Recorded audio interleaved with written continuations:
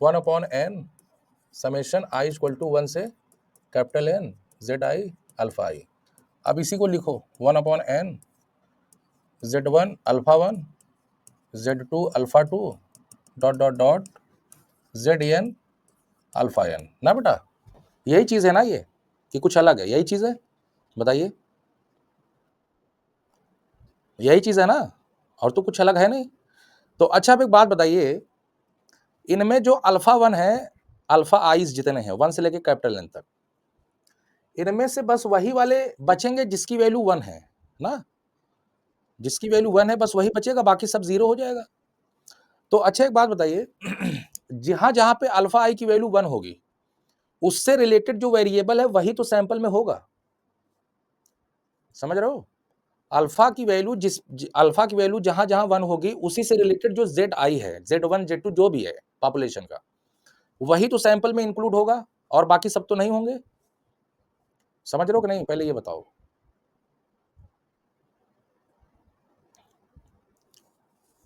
ना। अल्फा की वैल्यू जहां जहां 1 होगी, उसी से रिलेटेड या करेस्पॉन्डिंग जो वेरिएबल है, ये जो Z1 Z2 ZN capital N तक जो जितने भी हैं, पूरे पॉपुलेशन ही आ गया इसमें।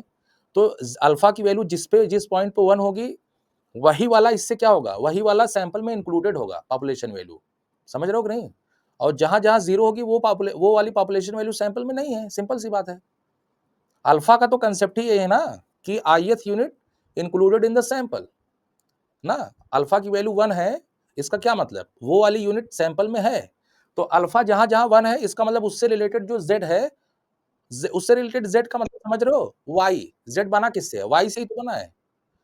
तो वो z या y सैंपल में इंक्लूड है, सिंपल सी बात है बस। और अगर आपका सैंपल साइज स्मॉल n है, तो इसमें कितने ऐसे अल्फा आइज हैं जितने 1 आएंगे, स्मॉल n, और बाकी सारे क्या हो जाएंगे, 0 हो जाएंगे। समझ रहे हो कि नहीं, बताओ, समझ रहे हो ना? तो बाकी जब सब सारे 0 हो जाएंगे, तो आप उसको, अच्छा एक बात बताओ, इसके अंदर जितने वैल्यूज बचेंगे अल्फा की वैल्यू रखने के बाद, वो किसके वैल्यूज बचेंगे, पॉपुलेशन के वैल्यूज ना। लेकिन वही सारे तो सैंपल में सेलेक्ट हुए हैं भाई। सैंपल में जो पॉइंट्स आ रहे हैं, वो कहां से आ रहे हैं, पॉपुलेशन से ही तो आ रहे हैं। समझ रहे हो कि नहीं यार, पहले बताओ तुम लोग।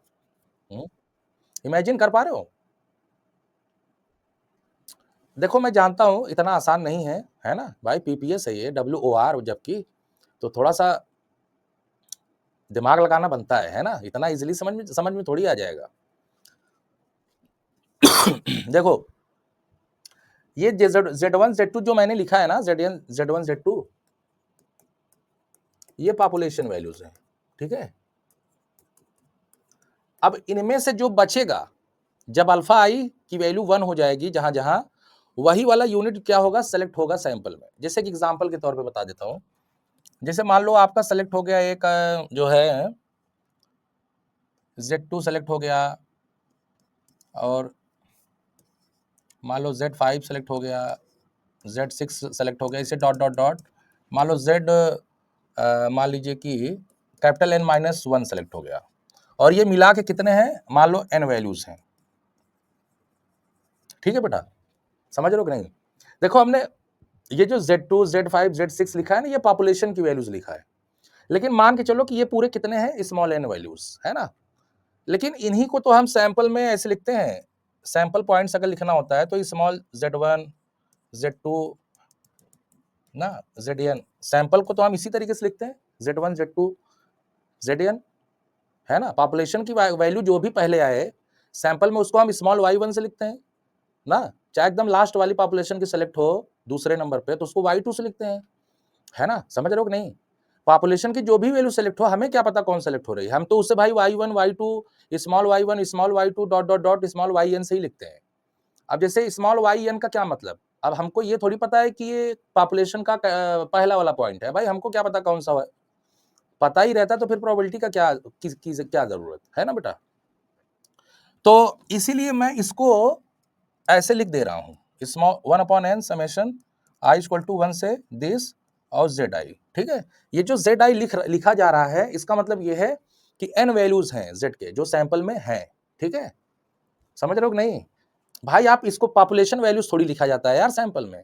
जैसे आप क्या इसको ऐसे लिखोगे Z2, Z5 और Z6, फिर ऐसे तुम्हारा Zn कैपिटल N-1, ऐसे तो नहीं लिखा जाता ना। सैंपल में लिखने का तरीका क्या होता है, दिस वन ना बेटा, दिस वन।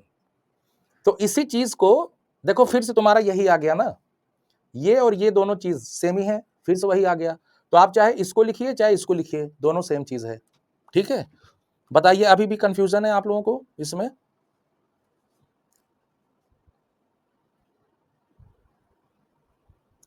इसमें कंफ्यूजन है एस्टिमेटर में कि इसको ऐसे क्यों लिख दिया? कोई कंफ्यूजन नहीं है तो थम्स अप दीजिए, आगे चलें, फिर एक्सपेक्टेशन निकालें, देखें कि इसका एक्सपेक्टेशन